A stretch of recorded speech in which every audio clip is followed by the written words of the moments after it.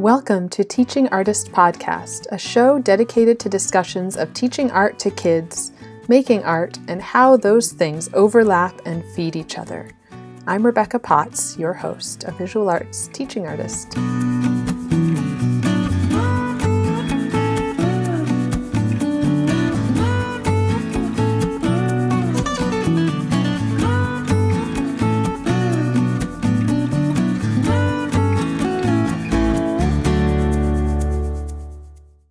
Our featured artist this week is Naomi Martinez. She's an artist from the Logan Square neighborhood of Chicago. She was first exposed to art as a teenager through Chicago's Marwan Foundation and the Gallery 37 Apprentice Artist Program. She then attended Columbia College, where she studied advertising, art, and design. Her work has been exhibited locally throughout Chicago's many alternative art spaces and nationally thanks to Intermedia Arts Be Girl Be Summit in Minneapolis and Unity Arts Collective in New York City. She has been a teaching artist with various arts organizations to bring murals and other public art projects to her local community. Naomi is also the co-founder of the all-woman artist collective Mujeres Mutantes, and she curates their annual art zine Mutantes. Her work is inspired by Japanese animation and the super flat art movement, independent comics, nature, and growing up in the Windy City. Her mediums include traditional illustration, painting, DIY comics and zines, doll making, and spray-painted mural work. I love how Naomi has created an entire world and mythology around her work. She says about her Monstro Chica sprouted from my imagination and came to life inside a swirl of vibrant colors surrounded by magical creatures. I kept working on her and all the sidekicks that started accompanying her. Pretty soon, a whole Monstro world came spilling out, complete with hungry fly traps and strange-shaped flora. So go look at her work. I will be sharing her work this week and will be linking to her in the show notes as well. And if you are interested in applying to be a featured artist, you can submit your work at teachingartistpodcast.com/opportunities. I would love to see it and share your work. Emma Freeman spoke about studying philosophy and art and how the two continue to mesh in her work. I loved the metaphor she shared about breaking down barriers, this image of softening walls and opening doors. I imagine a space where the walls bend and squish as we reshape a more equitable, welcoming, uplifting world. She talked about the possibilities she sees in art education and how encouraging free creation is such a healing process. Emma also shared her experience with opening a shop, putting her creative work out into the world in many different formats, and leaning on her art practice to get through difficult times. Emma Freeman is a queer mixed media artist and teaching artist. She is a highly sensitive, silly, and soulful person. Emma is a tactile, experimental artist who uses many different mediums, tools, and techniques in her work, including textiles, fibers, collage, printmaking, drawing, stitching, and cyanotype. Art making is healing, meditative, and empowering for Emma, and she loves sharing the gifts of the creative process through teaching art classes to kids and adults. And she also has a podcast called Reflections from My Art Table. So go listen. I will link it in the show notes. Her episodes are full of poetry and wisdom. I am here with Emma Freeman, and I always like to start just with some of your background. Could you kind of walk us through your story and how you became an artist and a teacher? Absolutely. So I'm from Wisconsin, and I was very creative as a kid. I was really into theater and dance and choir from a young age, and I would dress in really funky, eclectic, weird outfits and would express myself creatively that way. I wasn't really into drawing and painting when I was younger. The different art mediums, I felt like actually I wasn't an artist like a lot of people do because I thought I couldn't draw. Which is interesting because I reflect back and I had such an amazing art teacher in elementary school who was just encouraging and came up with these really cool projects. And I loved it, but I still had that mental block. Like, nope, I'm not an artist. Nope, I can't draw, But then when I got to high school, I discovered photography, black and white photography. So I took a class when I was a freshman and just absolutely fell in love with it. I loved being in the dark room and the magic of watching images emerge and the chemical baths and just the whole experience of taking images on film and kind of going out into the world and seeing things with new eyes and kind of searching for images. It really resonated with me. So photography became my first creative obsession and passion at that point. But then when I was thinking about college, I was really exploring going to school just for photography and looked at some schools to do that. But there was something in me that wanted other options. I wasn't sure what options, but I felt like I wasn't ready to limit myself yet. Yeah. I ended up going to a liberal arts school, a very small college in Milwaukee, Wisconsin. And when I got there, I had to take a intro to philosophy class. And at that point, I didn't know what philosophy was. But when I took it, oh my God, it just resonated. It spoke to me on this deep level, like nothing else ever had. And it was just amazing. I was like, wait a second. There are more people who are just like questioning the meaning of life and the world and the universe. And whoa. So I ended up becoming a philosophy major. But then this was my first year of college. That same year, the woman that I was dating was an art major. And she was going on this, it was kind of like a artist retreat over spring break, and you could get credit for it. And she asked if I wanted to come. And I was like, no, I'm not an artist. And she said I could take pictures and get credit. So I thought, okay, I'll go.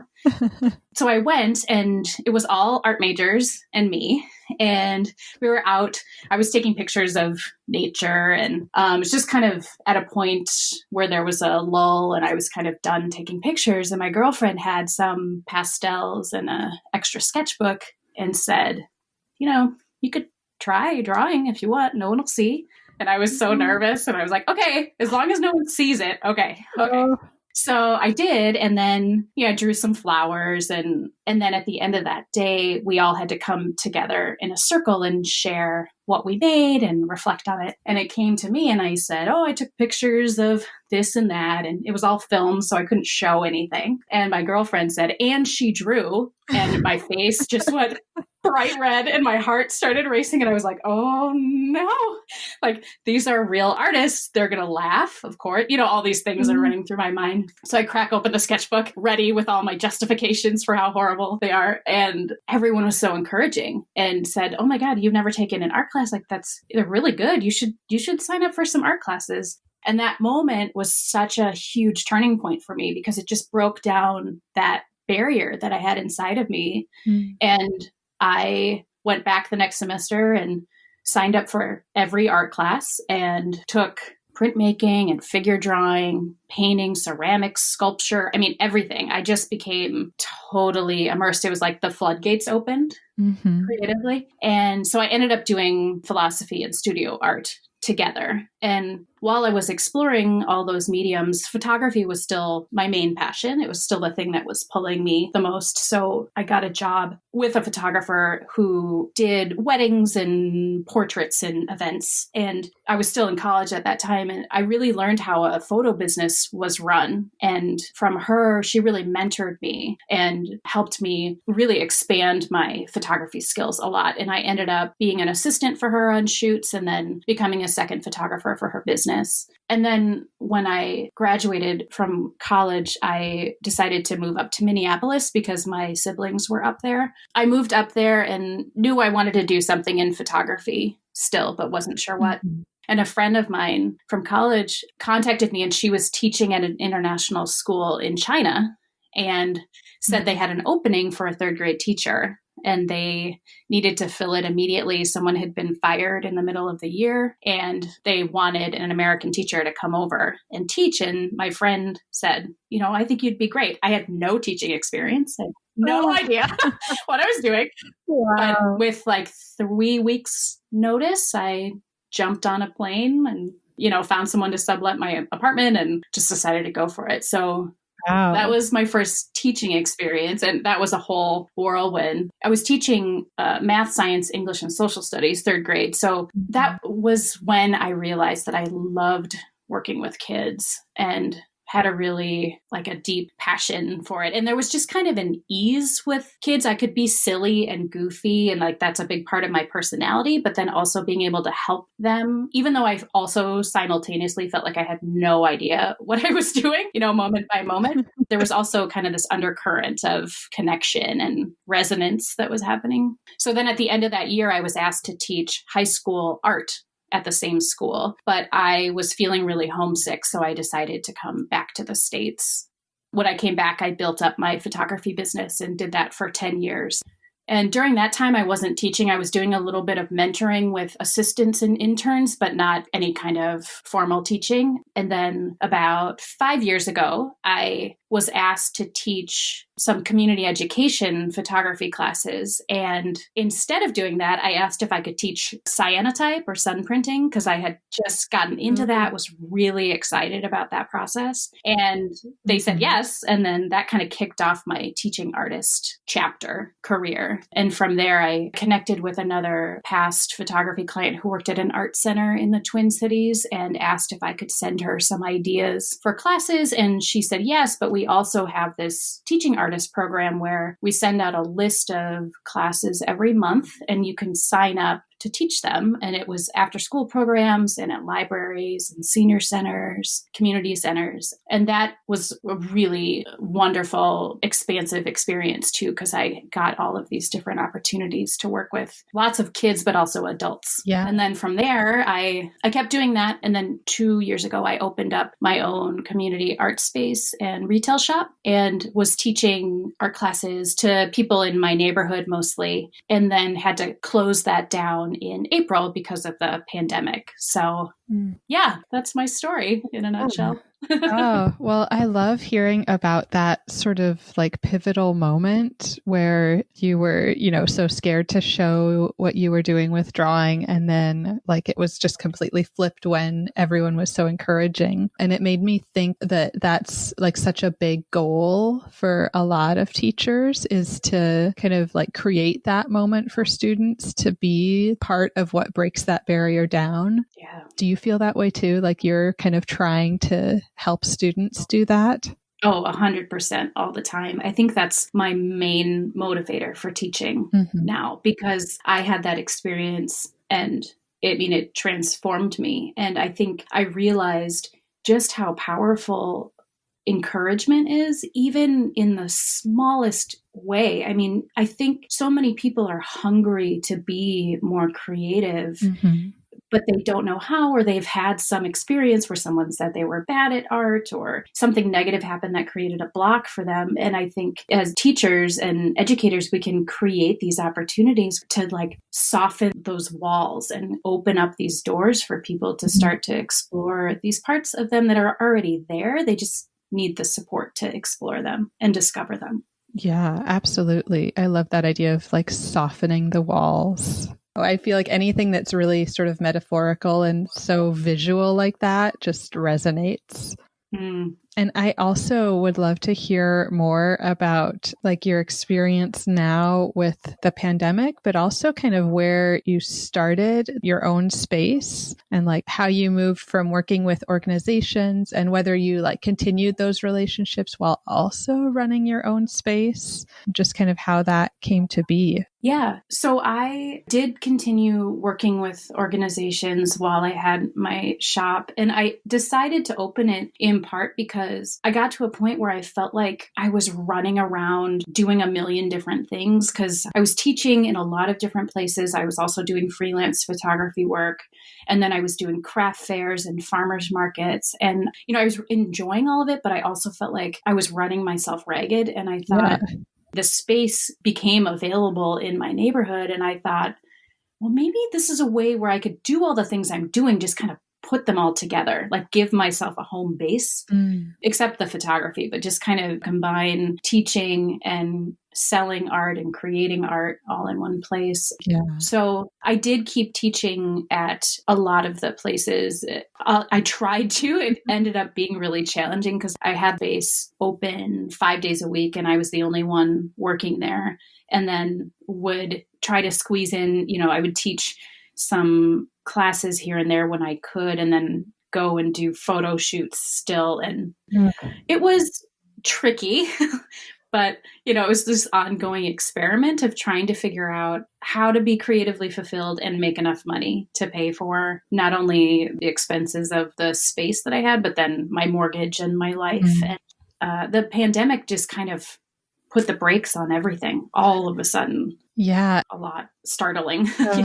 Do you still have that space, but it's closed down, or did you have to completely give it up? So I had to completely give it up, which was a really hard decision. In early April, I was trying to negotiate with my landlord to see if he would be flexible on the rent, trying to figure out, at that point, not knowing how long we were going to have to be shut down, or, everything was so uncertain. And I also didn't have any financial reserves. So, at the best times with that space, I was doing okay, but I had to be open 5 days a week and I had to be able to go and do all the other things I was doing. And then when it all stopped, that couldn't happen. So I applied for the PPP loan to try to get some funding and was just trying to figure out, okay, is there any way I can keep this alive? And the landlord wasn't willing to work with me and was honestly a real jerk about it. And so I thought, okay, well,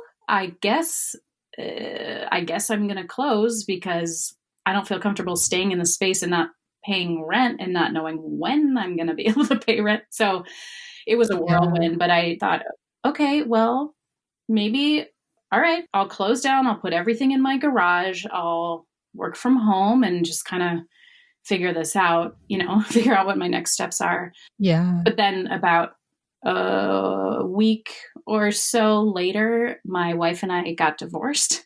And so just like life exploded. So I ended up moving back to Wisconsin to stay with my parents, which is where I am now.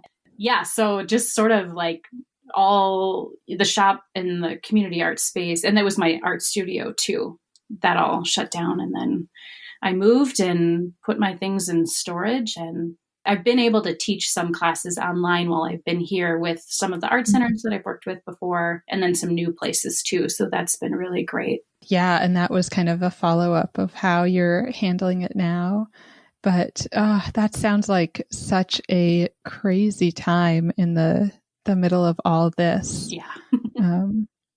Just like physically having to do all the different moving everything out of the shop, and then moving completely, moving your life, but then also just how like mentally challenging and taxing everything is for everybody right now. And then to add like closing a shop that sounds like it was kind of a dream, going through divorce. I feel for you. Oh, thanks. Yeah, it was a lot. I think it just put me into this state of shock. I think also with everything happening politically, of course, just everything. So when I got to my parents' house, the impact on my art has been really positive, which is interesting because it was such a tumultuous experience, but we can talk more about that. Yeah. Do you feel like art making for you helps sort of process and helps you through when things get tumultuous? 1,000,000%. Yes.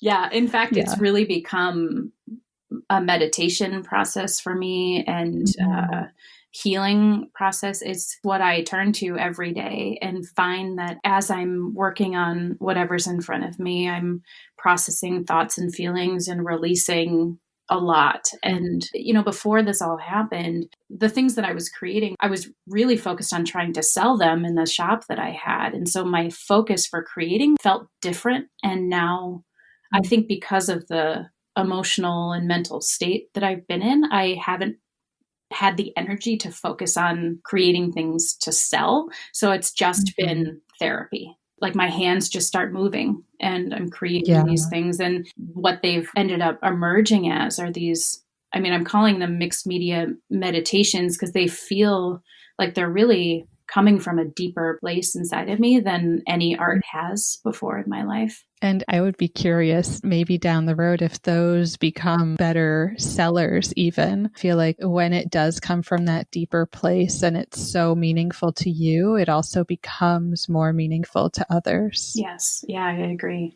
I feel like it also means maybe it's harder to part with, like you don't want to sell it, but it might be more sellable, like more in demand. Yeah, I think it's been a really good shift in that way. And as a photographer, I always struggled with, I felt like I was always focused on the client first.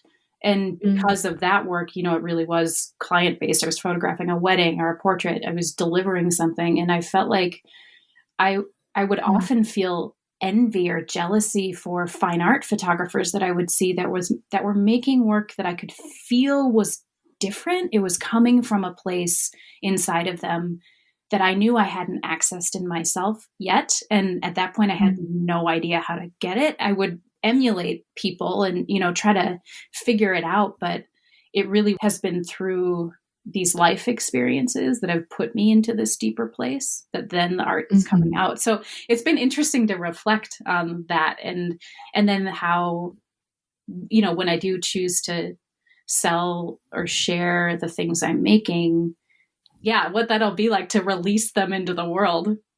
We'll see. Yeah, I know for me, it's been the hardest part of sharing anything that I feel like is more meaningful and more personal is just like actually writing out or sharing like what's behind it. Like I don't want to give away that story. I don't really mind giving away the actual physical thing, but the story is hard to share sometimes. Oh, interesting. I am jumping in here to remind you that there are 2 weeks left to apply to our winter Juried exhibition. The deadline is December 13th, so get your submissions in. Submit your work at exhibit.teachingartistpodcast.com. The guiding theme for this show is change. How are you seeing change, coping with change, and being a change maker? We would love to be introduced to new artists. All submissions will be considered for our social media, podcast interviews, blog, and future opportunities. Artists working in all visual arts media and international artists are invited to apply. The show will be juried by the incredible artist and educator Chloe Alexander, who goes by the Hapless Printmaker on Instagram. She will be selecting works for the show and helping us select 8 artists to do an Instagram Live studio visit with. Then, Maria Coit and I will also be creating several lesson plans based on the themes in the show and on individual works in the show, and we will invite accepted artists to create optional brief videos about their process and inspiration. Videos have been such great teaching tools for me, which is what we would like to create. Maria and I are both artists, and we face rejection often. It's disappointing, but I also know that no one can get into every open call they apply to, so we just have to keep applying. As one way to give back to the artists who apply to our call and are not juried into the exhibit, we've asked our juror, Chloe, to offer feedback on all submissions. That's always one of the most frustrating parts of rejection for me, the not knowing what I need to improve. Was there something I could do better next time, or was my work just not quite a fit for this show? Our hope is that we can offer some helpful feedback for all artists who apply. Our dream for this exhibition space, Play Plus Inspire Gallery, is that it showcases and builds up contemporary artists of all experience levels, while also serving as a resource for teaching about contemporary art. We want to share your artwork and inspire young artists. We cannot wait to see your work. Submit your work at exhibit.teachingartistpodcast.com.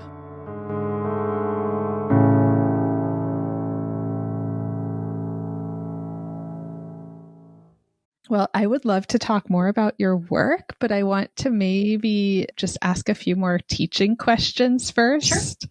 So I'm curious, especially as like a teaching artist working in your own studio, now online, and like with different organizations, do you feel like you kind of have your own sort of teaching style, or does it vary depending on the situation? I think I have developed a style through that I've discovered along the way. Mm-hmm. I think my style is very playful and experimental and encouraging, and I try to infuse my own experiences and insights. I share very openly about how art has helped me heal in different ways, and how I didn't think I could draw or didn't think I was an artist, and how I broke through that. So I really try to share those personal anecdotes. So I hope people can relate to it, and then also create an environment that is very playful and supportive. And because I work with a lot of kind of unexpected materials, or I work with them in different ways than non-traditional ways, I think that alone, and the way that I like encourage people to experiment with that, opens up that space to explore themselves and see what they can do in new ways. When I first started out, I was more like specifically project based, like, okay, in this class, we're going to complete this project and that's the goal. Mm-hmm. And now I want people to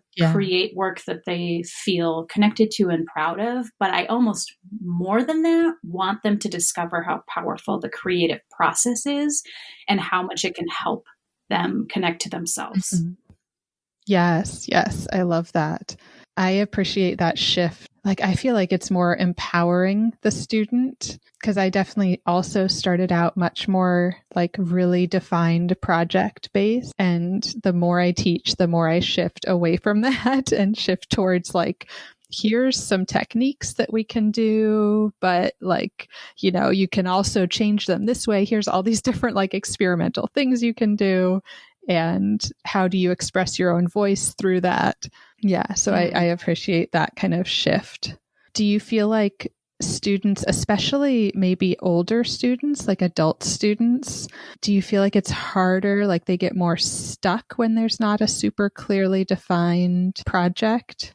I've discovered, yes. So I definitely still have defined projects. I think I've discovered a balance that's working really well, where I have a set project that's like, okay, you can follow this and you can achieve this thing if that's what you want. But in there, while we're doing that, I'm going to sprinkle in like, oh, but you can take it this direction, like you were saying, like, or, you know, you can play with, or what if you did this? Mm-hmm. So people feel comfortable with the container, but then they can play and discover within that. Yeah. Because I definitely find a couple of things. One, some of them are just unsure how to play. You know, so many adults have lost a connection to that part of ourselves that's in there, but you know, it's uncomfortable and you don't really know, like we've been taught that, you know, you follow the rules and then you achieve something. So I think it's really a process to help adults rediscover that sense of play, but it's also not that hard. I find that adults are really hungry for it because it feels so good when we tap into that space and give ourselves that freedom. Yeah.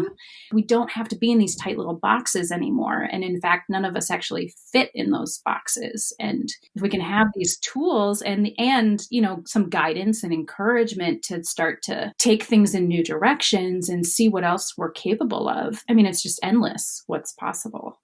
Yes, absolutely. Has it been tricky to shift to teaching online, especially just with using different materials that maybe aren't as accessible to people at home? How have you kind of managed that? Like, do organizations send out, or do you send out materials? Yeah, it is really tricky. I'm still in the middle of trying to figure out how to do it well, because, the hardest thing about teaching online for me is not having that experience of sitting at a table with each other. Yeah. And having all the materials out between us, and we can watch what each other's doing, and it's tactile. I'm such a tactile person, so not having that as part of the teaching experience is really hard. Yeah. So far I did one Sunprint class or cyanotype class where we sent out kits of paper. And then otherwise I've just sent out supply lists and people can gather things. I'm working more now on some ideas for pre-recorded classes. And part of the reason why I want to do that is so I can record myself using these different materials and kind of walking around and collecting them. So then people can watch that experience and then try to do it in their own world and environment in their own way. So even if I'm not sending them a kit, that they can maybe watch how I go through gathering. Because I think that's kind of a mystery for people who are just starting out too, or who don't have an experimental style. Like, well, I'm not really sure. Like, how do I even start to look at my environment in a new way, to look for maybe objects that I could make marks with, or, look beyond paintbrushes and, traditional tools for art making. Yeah, that's an interesting point, because it's so like ingrained in me now that I don't even think about that. Like, I just have collections of all kinds of random things that my husband kind of hates. It's like, why are we saving like toilet paper rolls? Oh my God, I have so many in my room. Yeah. And for a while I was collecting them for like my elementary classroom, because they're great for sculpture, but they're also so great for like printmaking and so many uses. Yeah.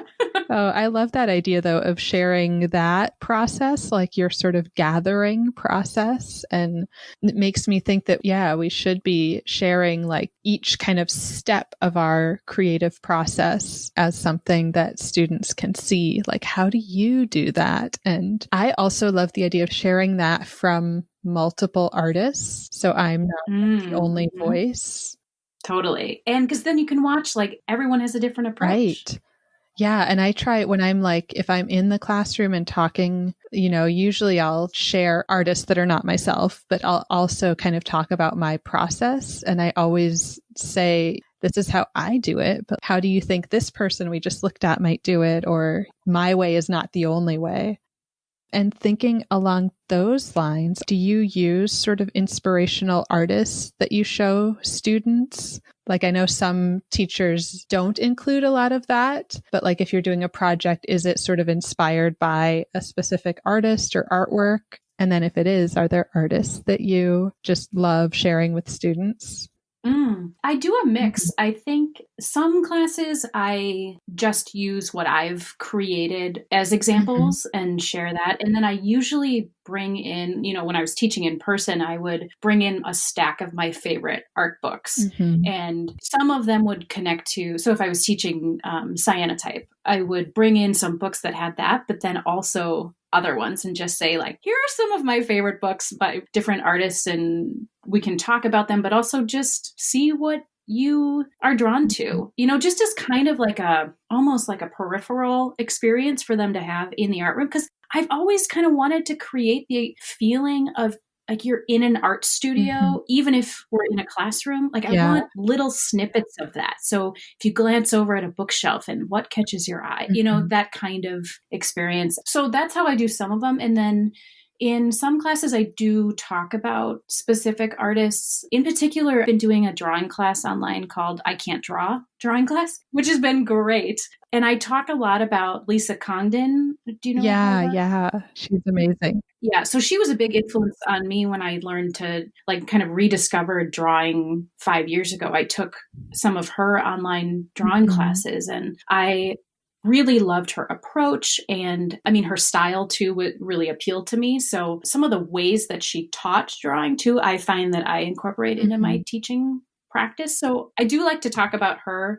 In that class, I've collected a lot of examples of vintage illustrations and drawings from throughout time and different cultures that I have on Pinterest. And I share that board with students because I actually don't like drawing from real life. I like drawing from other pieces of art that exist already. And so I use that board as inspiration and, share those artists as inspiration. Yeah. And are those like vintage photographs or they're more illustrations?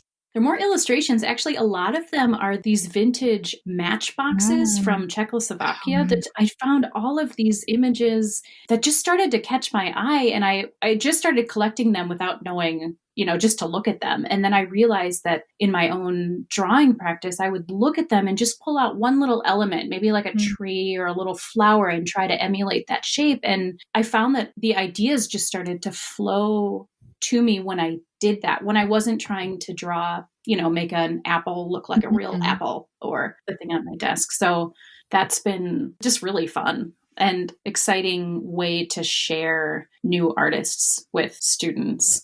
So I've been using a lot of fibers and textiles in my work lately. And one of the things I want to do is develop a mixed media class online and share some of the artists from around the world that I've been inspired by. So in that class, I will definitely be referencing and sharing specific artists. Yeah.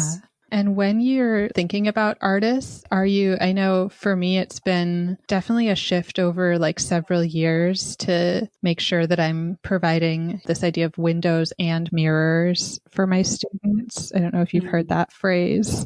No, I like that. Yeah. So that idea is that you're offering them like a window. So they're looking out into someone else, someone that's different from them. And that could be that they're different in a variety of ways. So they're kind of getting a peek into different culture, just a different perspective, but that students are also having opportunities to look in the mirror and see artists that look like them and have similarities to them. So just making sure that your students are represented in the artists that you're sharing.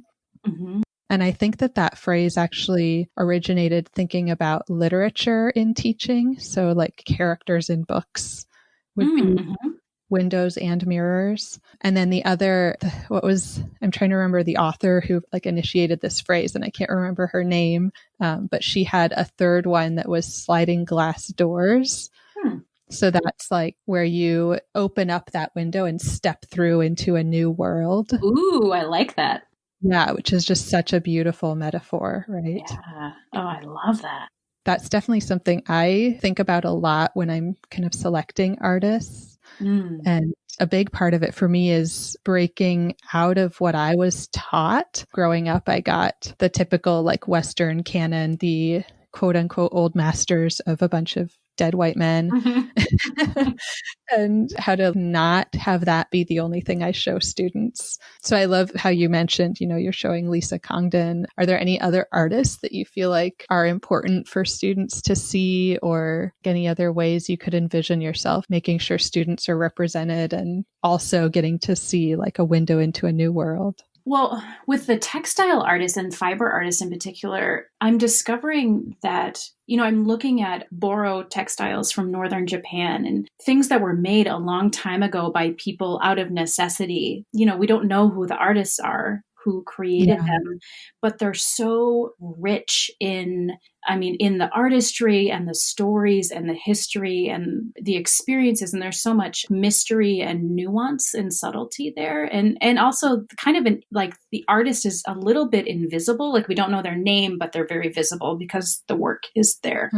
I like to talk with people and share, because there's so much work out there that's like that from different parts of history, but also even now, like I think, again, with textiles specifically, I see it happen where, the like boho trend, I don't know if like the like interior design, because I was kind of in that world with my shop. I was reselling secondhand and vintage things in my shop. I didn't mention that.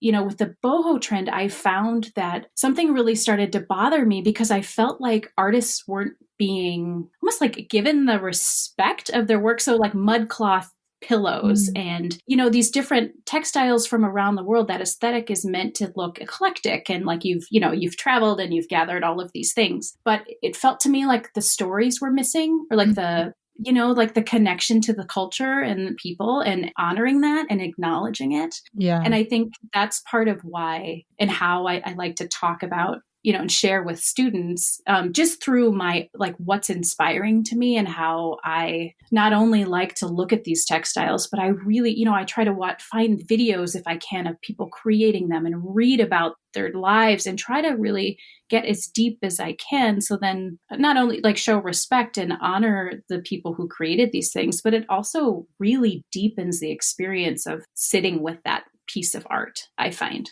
Yeah, definitely. I think that uncomfortable feeling is like appropriation, that you're seeing these art forms being appropriated and not given any credit or context. And that's a big problem. Right. Yeah. And that it's actually like, it's such a richer, more connected experience to just do a little bit of that work to discover what's the story behind something, or because then it creates a deeper relationship with that artist, with that person, with that culture, and that's what we're all hungry for anyway, even if we don't know it, it feels better. So I try to make it more emotional and visceral rather than intellectual, because that's what resonates for me too when I'm learning things, and try to share that with people too. Yeah, those stories and the feelings that they create. Yeah. The other thing I feel like, maybe not totally consciously, but part of not wanting to dive deeper and do that research is like, what happens when you discover that, oh, actually this art form is like a sacred spiritual thing that only these people from this culture really are allowed to do. And like, I shouldn't be using it at all. Yeah. When you discover that and you're like, okay, well, I guess I got to change that plan. Right. That also feels like such a doorway to then experience, or I don't know, reflect on how art making can be so sacred and can be a spiritual experience. And maybe I can't use that same thing in the same way I was, but is there something about that speaks to me? Maybe there's somewhere I could go with that within my own practice, or I don't know. Right. Yeah, I've seen art teachers kind of turn that around in exactly that way. Like, rather than, okay, well, we're going to make the stream catcher, instead, maybe having a unit where you talk about dreams and like, what are the meanings behind them and how can we express that? So kind of looking at like the questions that sacred art piece was asking, and like ask those within your own work. That's beautiful. That was a totally random example. I don't know. I haven't done any research on dream catchers, so I don't know what the story is behind them.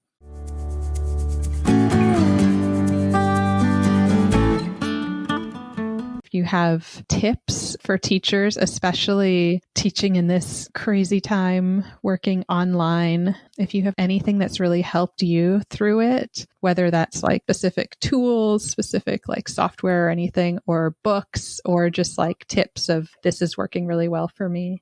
And then we'll get into your work. Yeah, what's helping me a lot through this experience and may help other art teachers is not separating art making from what's happening right now. And the way that I'm doing that is like, it's becoming my therapy. It's becoming the space where I can process and release, even if I'm not making something that tangibly looks like, I'm not making realistic imagery or a reflection of the political situation or anything like that. I'm more processing just the messy tornado of feelings and experiences that are going on inside.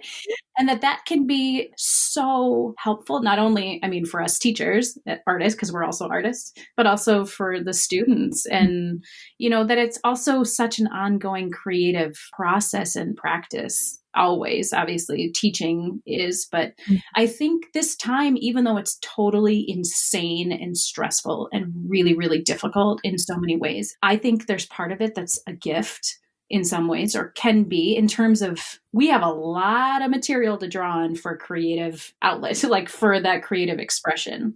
And if we can keep harnessing that for ourselves and for our students, and also reveal like, we don't really know, we're taking this day by day. We're just trying to find our way through this all together. And how beautiful is Yeah. that to be not only vulnerable in that way, but also just really present in life and messiness Mhm.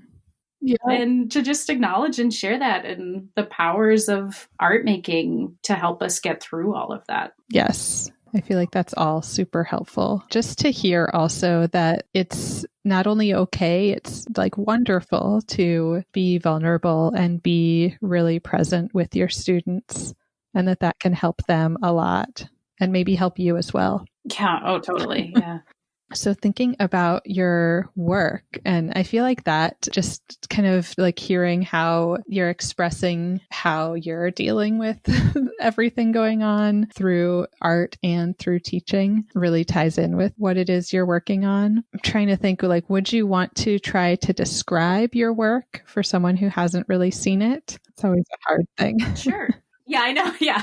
Right now I'm making abstract mixed media work. So I'm using a lot of different papers and textiles, fibers, and some natural objects like little stones and found wood, birch bark, things like that. And I'm using tea bags and cheesecloth and upcycled fabric. And there's a lot of texture and a lot of organic shapes. So lots of circles and lots of marks, simple marks, lots of color play and patterns too. So it's all kind of very quiet and meditative and kind of peaceful looking. I think that's the feedback I've gotten from people when they've seen it, and that feels right when I look at it. Yeah, it does feel very like meditative and peaceful. And that's so interesting so because needed right now. It feels those things, but it's coming from this place of turmoil inside or like, messiness. So I think that's amazing and fascinating that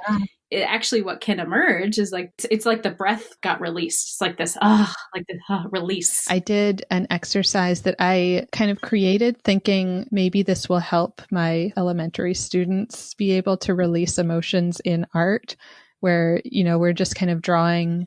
Like one version is we're drawing a circle and you're just like your hand is moving around and around in circles. And as you do that, you kind of just breathe out. And I say like breathe out the negative emotions, like imagine them going into the paper and then take a breath in and breathe in like anything good, breathe in joy. And just that imagining like, the emotions going into the artwork. Then I had this thought like, well, is this artwork just going to be like completely full of all these bad things? It's a container holding all the negative emotions. Yeah. What a powerful thing for people to experience, that they can put those negative emotions somewhere that's not rage or violence or, it doesn't get stuck in their bodies. Like they can come out into this form. That's so powerful. That's amazing. Yeah, I did it like thinking, oh, this is for them. And I was like, no, this is for me. This is now I need to start every like studio session with this little exercise and just like release the tension, like let it all out. Yeah. It's all okay. Do you know about about Enzo's, the Zen circle paintings? Oh, no. What you taught. Oh, it's so in alignment with that. I think you would enjoy learning about that. It's in Zen philosophy. They're Zen monks in calligraphy painting. They would paint circles as part of their spiritual practice. And many people would paint them each day or is, part of also poetry. And they say like it reflects presence and being in the moment and also wholeness and the artist, their hand, it's it's in one breath. So it's not, you don't think about it. Oh, yeah. Yeah. But it reminds me a lot of what you're doing. Oh, awesome. Thank you. I will have to go look that up because I love that. There's another sort of version that I had done in the past, a drawing with both hands where you're like, you have a piece of chalk.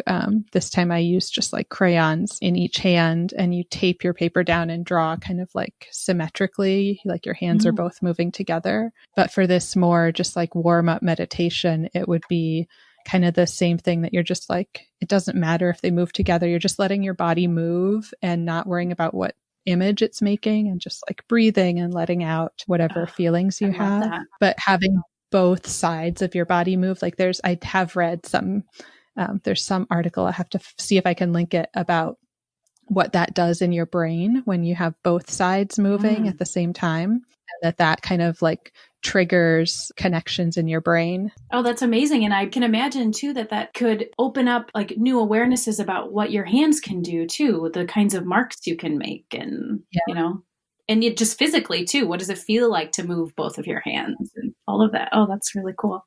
Yeah, those are such fun, just like little warm-ups, but also can be turned into like really amazing full artworks. Lots of fun. And I feel like just looking at your work, there's so much, like I see like repetition of these marks, and looking closely, I can see that there's like embroidery there, but I'm almost picturing you like just like tapping, like making these marks repeatedly. It is an interesting, almost this interesting like juxtaposition of how I can imagine that process not being super calm and slow, but looking at the artwork itself, it does feel like calm and slow. I find that when I sit down and create the art, it is actually really slow and meditative. I'm physically moving really slowly, and it kind of puts me in that, that flow kind of trance feeling space.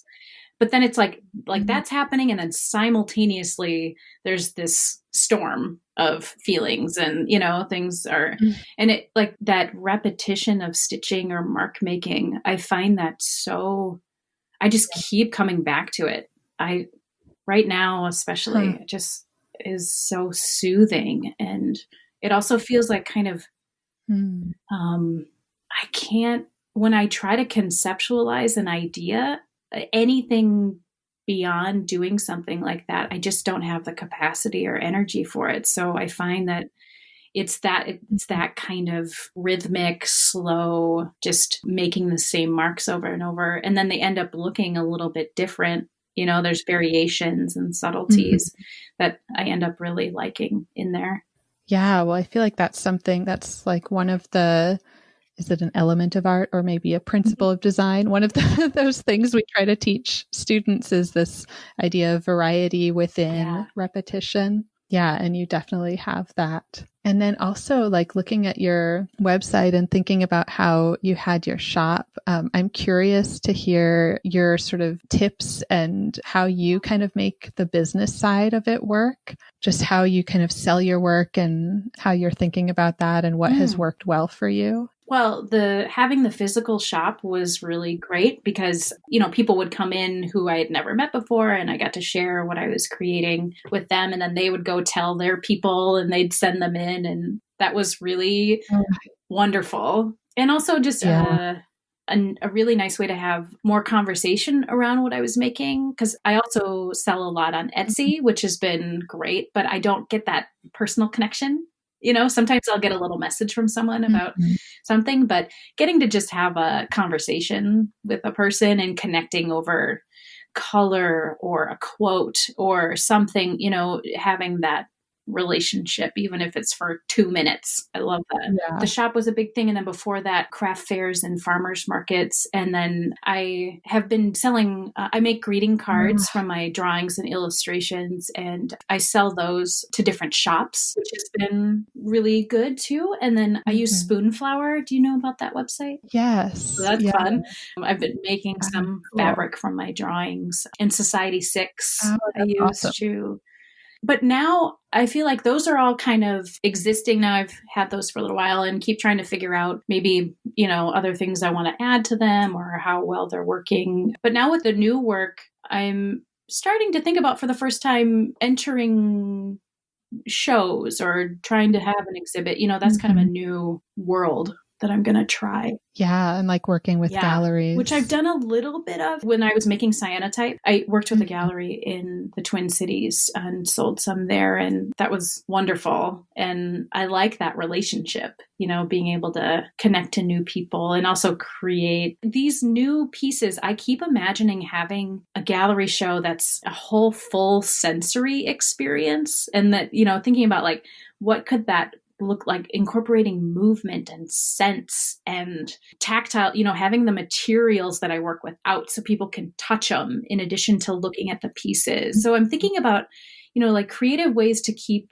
sharing and selling work, but that's more of a full experience for people rather than just, I'm going to buy this thing and that's it. We're done, Right. There's such a difference too in those two experiences. Like someone who's maybe looking for like a really specific greeting card isn't going to necessarily be interested in that full experience, but someone interested in your sort of meditative work might really love to hear more of the process and background, and then might even like buy more because they know that story and background. Yeah, and I think because the work is coming from a deeper place and there's so much behind it now, I feel like I really want to make those connections. I want to share more of the full story or more of the full experience with people. And that feels different than, selling greeting cards. I'm totally fine, sending a bunch of them off somewhere and they can sell them and that's great. Yeah. This feels different. So yeah, we'll see. And I just saw that you actually have a podcast also. Oh, yeah. I was going to tell you, I just started it. Yeah. Right. Would you want to talk about that at all? Sure. I decided to start it actually just a few weeks ago because I'd been thinking about it a while because like I said before, podcast junkie, it's been so helpful to hear other artists' stories and have their voices in my ears and learn from them and also just hear what their journey's been. And it's been just transformative and really helpful for me.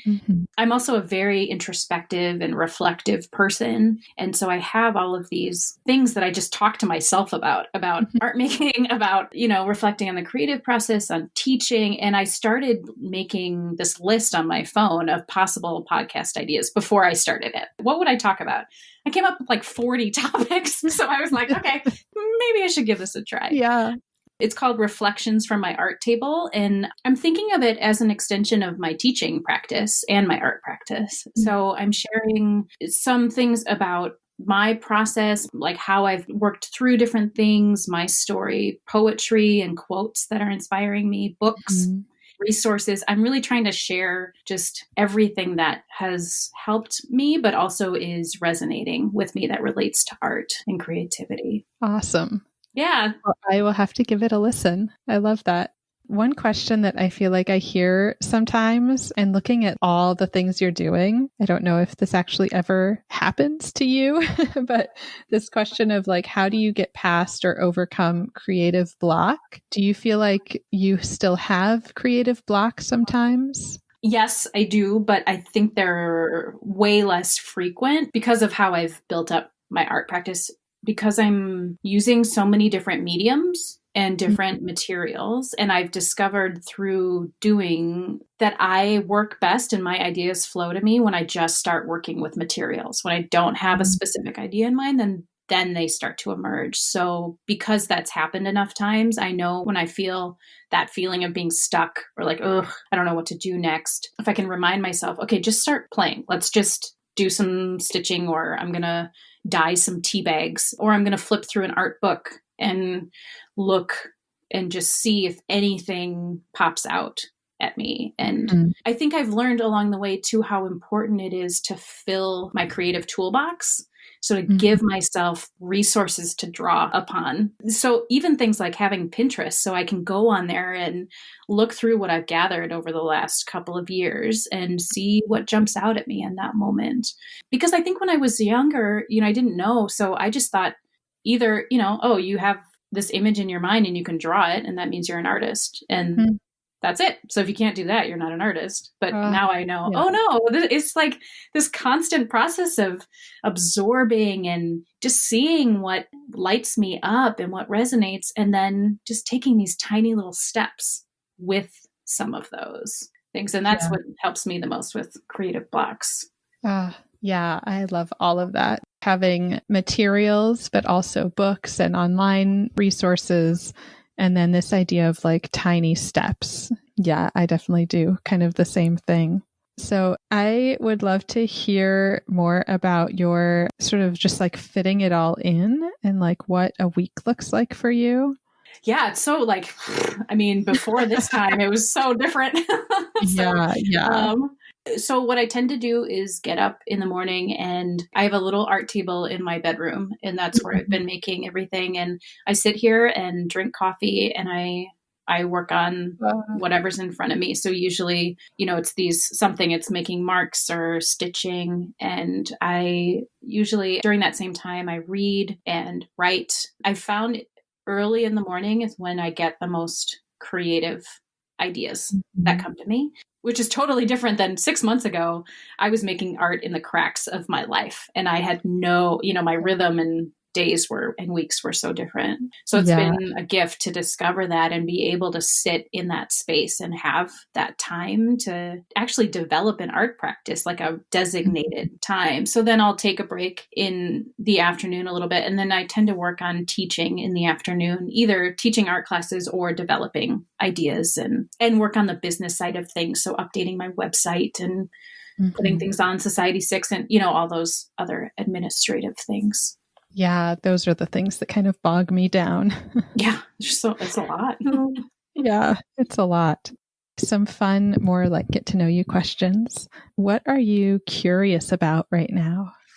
Ooh, I like that question. I know I saw it on the list, but I like it. That's great.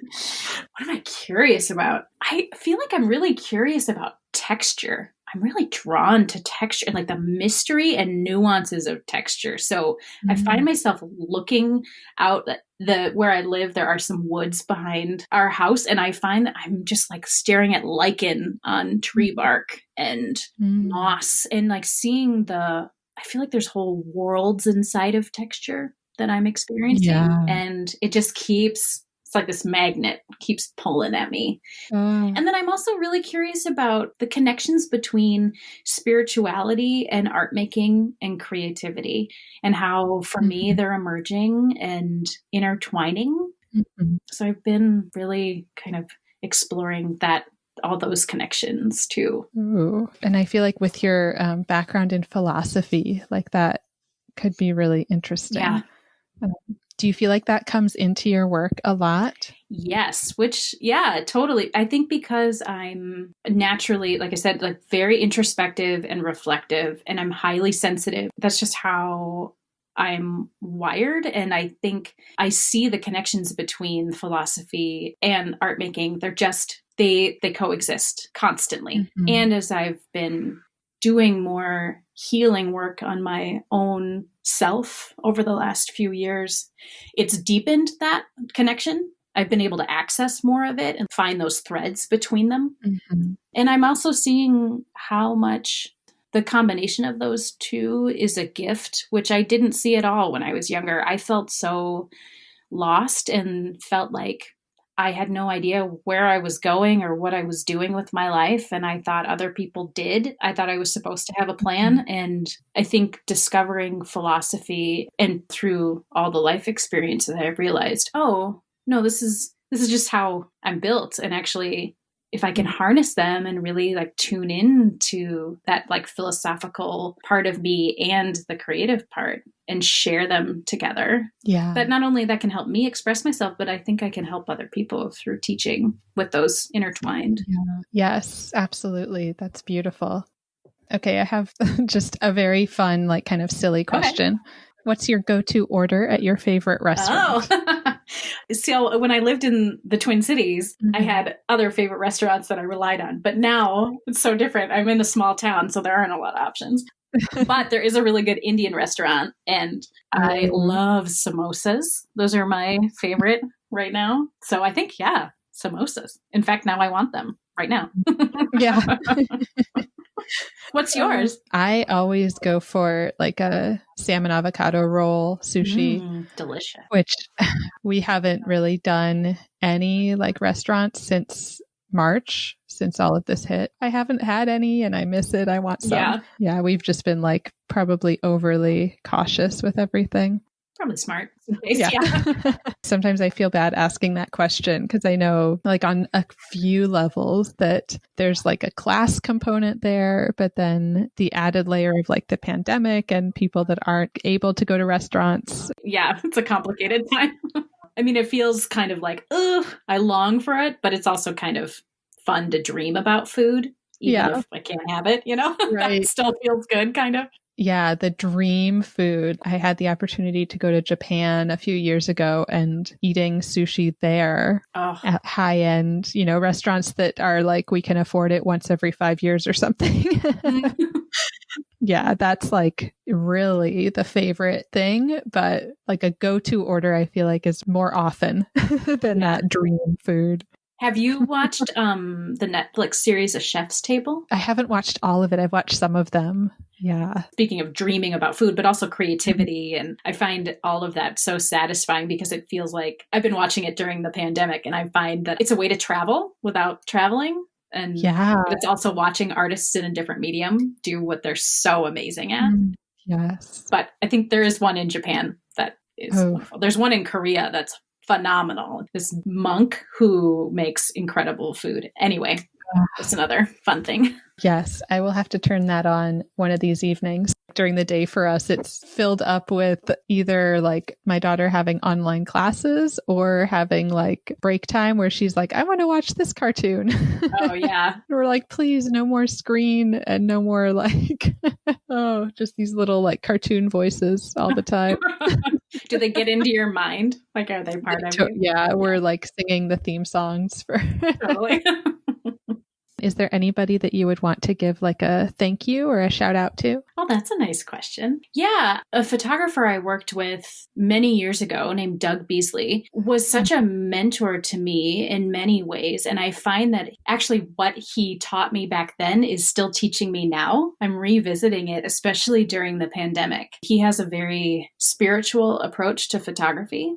And when I was working with him, I was intrigued by it, but it didn't like totally resonate with me yet. I was in my early 20s and just wasn't quite there, but I wanted to. There was something that spoke to me, and I think now I'm coming back to that. And I'm just finding he's written a couple of books, and I've been reading them and revisiting his work, and been such a gift in my life. And he's just been a dear friend and so open about giving me opportunities and also feedback on the things that I've created. And he's been one of those teachers that has changed my life. Everybody needs somebody like that. That's so amazing. And last thing, where can our listeners connect with you online? So my website is emmafreemandesigns.com. And then on Instagram, I'm Emma Freeman Designs, and Facebook, Emma Freeman Art. Cool. Awesome. And I will link to all of that. Great. Yeah. Thank you so much, Emma. It was really great to hear your background and story, but also just approach to art and teaching and life. So thank you. Thank you. You're such a great interviewer, and it was such a gift to connect with you and talk about art and teaching. Yes, thank you.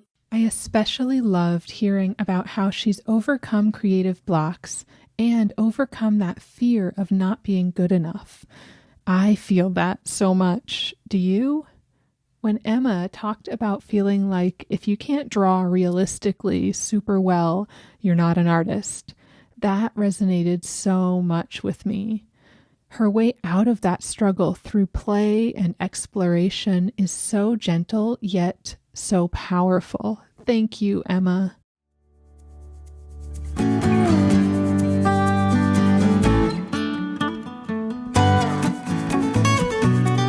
Thank you so much for listening. As always, you can reach me at Teaching Artist Podcast on Instagram or teachingartistpodcast@gmail.com. Who do you want to hear from? Please share your recommendations of teaching artists. And if you loved this episode, please subscribe, leave a review wherever you listen to podcasts, and follow me. It really makes a big difference. Thank you.